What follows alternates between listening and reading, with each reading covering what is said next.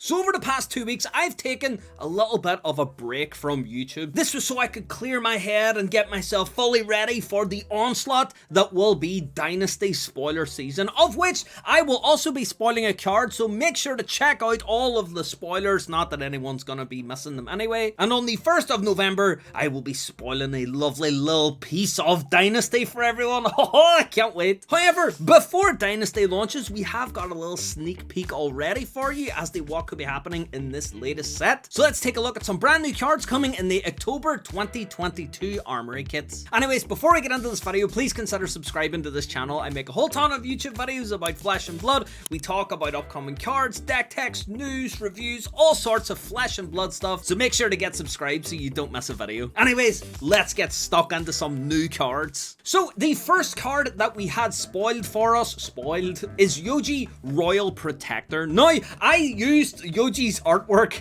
in a little thumbnail that I did in an older video just to kind of clickbait everybody because that's what YouTube is. Apparently it also did the rounds on Twitter. Apologies if anyone thought that was real. Actually, his name under like the blur is Maximus, and I just copied Bravo's ability because I thought he was a guardian and Bravo's ability had a load of text, so meh. And it turns out I got one word in his name right, which is royal. And now we have Yoji Royal Protector. Let's take a look at this card, including his stats and his card text. Oh, he's a spicy boy. Anyways, Yoji is a young guardian hero with 4 intellect and 22 health, who has a once per turn instant that costs 3 resources, and it says the next time another target hero would be dealt damage this turn, instead that damage is dealt to Yoji and prevent 1 of that damage. This tells me a few things, one of which is that this is not gonna set the Blitz world on fire by any stretch of the imagination. But by looking at his ability, we can see that it doesn't help him, but it helps someone else. That's why I think this is an indication that Team Blitz events are going to be more important in the future, i.e. a multiplayer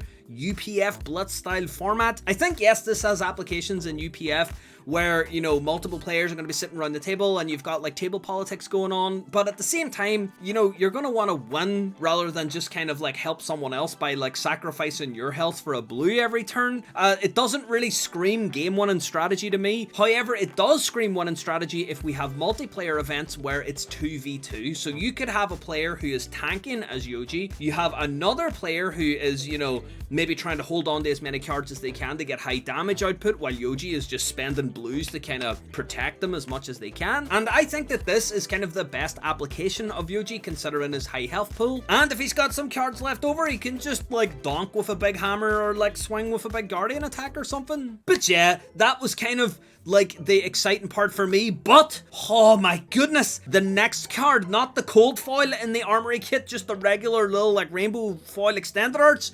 Oh, we got new wizard cards, and oh my goodness, I love new wizard cards so much. So the card we got was Blessing of Aether. It is a wizard aura that costs 1 resource, and it says, at the start of your turn, destroy Blessing of Aether. Then, if the next card you played this turn has an arcane damage effect, instead it deals that much arcane damage plus 3. Also, this is a 2-block card. A lot of the times wizard cards block for 3, so However, I got a good bit excited about this, then not that excited, then kind of excited. So let me take you through my journey as to why this wizard card took me on such a roller coaster. So first of all, this looked to me like a Stir the Aether Winds with extra steps. Stir the Aether Winds, for anyone that doesn't know, was a card that was banned in Classic Instructed, which lets you play the next wizard non-attack action as an instant, and also buffs its arcane damage by 3. This was used in pretty much the standard wizard Stir Forked Lightning combo at the time for like 14 damage along with your Crucible. But yeah, that was taken out of the game, and then we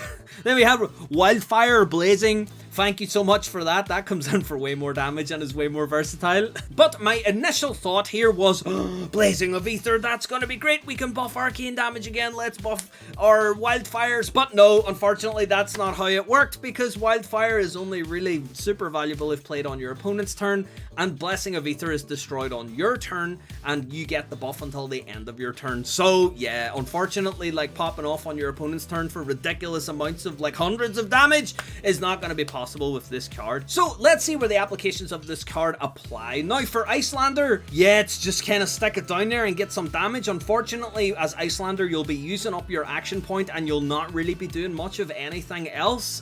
Yeah, you could probably, you know, come in with a Waning Moon afterwards for 2 damage on your own turn, but that's not really doing anything for anybody. I think that this card will be more useful as Kano at the moment, probably as the Emperor as well, but he scares me and I haven't even tried him yet. So as Kano, I think the best way of playing Blessing of Aether is to try and Kano it from the top of your deck. If you can Kano this from the top of your deck on your opponent's turn, then it will break at the start of your turn and you'll get the extra buff pretty much right away. I think playing this on your own turn would feel kind of not that good, because if you play it on your own turn, then you just kind of don't get any buff that turn. It just sits there, it's used up your action point, and then you get 3 extra damage on the next turn. I just don't think that that feels very good. However, Kanoing it on your opponent's turn, getting the buff straight away with a card from hand, fantastic. If you can use Blessing of Aether, then you can use Crucible of Aether. That means then you're buffing by 4 and you play a red Aether Spindle. My goodness, you're opting for like 8 if it goes through. You're guaranteeing that you're going to send through like 4 or 5 damage, which is enough to opt like your next hand. Blessing of Aether plus Aether Spindle and Crucible of Aetherweave is going to be the go-to that I'm going to try and pull up every single time I play this card. My goodness, it's so good. And the yellow buffs by 2 and the blue buffs by 1, so yeah,